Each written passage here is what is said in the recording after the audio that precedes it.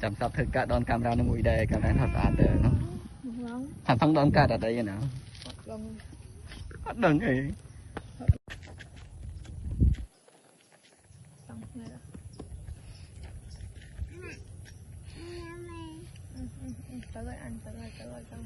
bạn thật bên thật là sát thì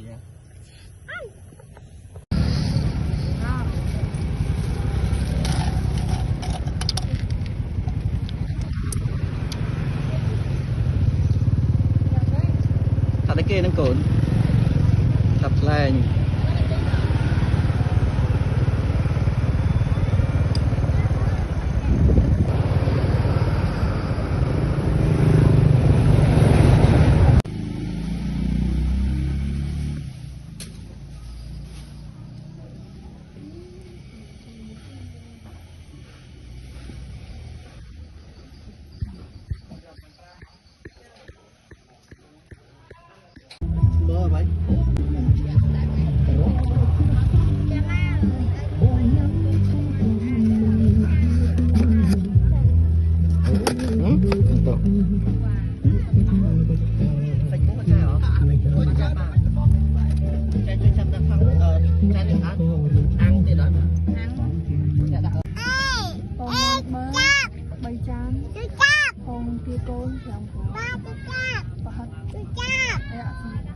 đấy để mình xem nó chậm phải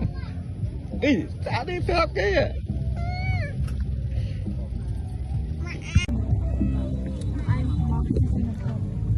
đây giờ từ mình ôi chỗ sập à thành khó hả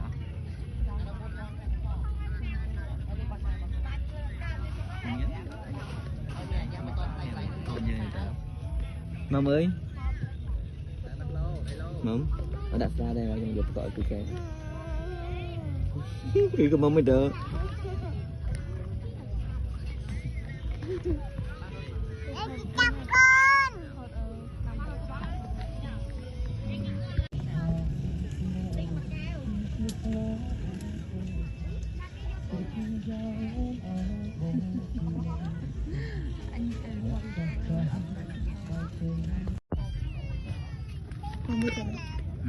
như thế nào thọ tâm được đó anh na thường tâm chuỗi ai tính iPhone này rồi hả mình thường tâm họ bị ôm mà họ đừng làm ai có tên năm nhà ai giờ gọi cho tao sao chăm con có bao nhiêu lộc con can lộc lộc bắt là tao sao bông bông cái chụp con thui không tay bắt sao bạn nè mình trai gặp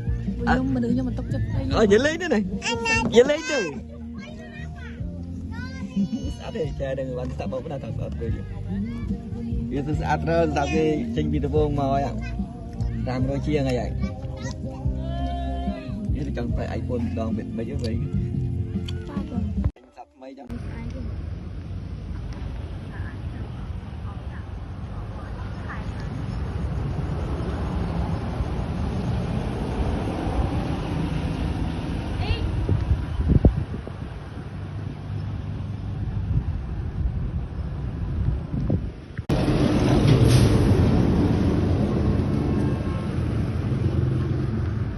đã phi cái mũi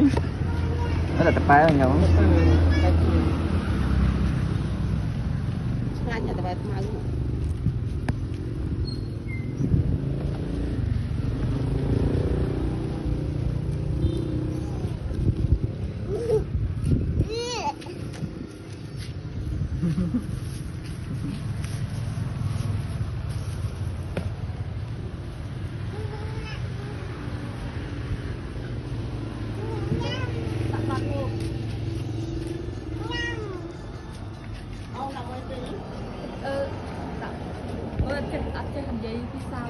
tới đọc trên trên đợi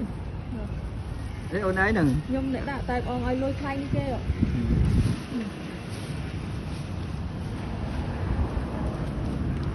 bay nhau mà cái gì bạn được mày bay mà học quan của pipon cái đã đấy đã mà tại pipon này giờ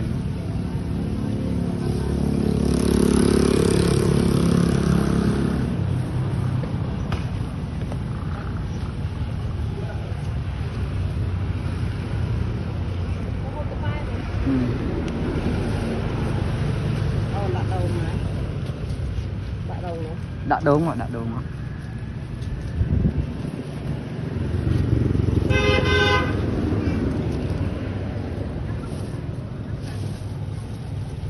Chụp đẹp gì đó. Tiêu mũi tiệm mà.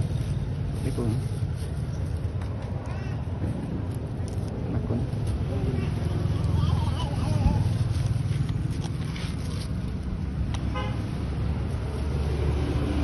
Phải đặt đôn kia. Đây tôi mình đang cái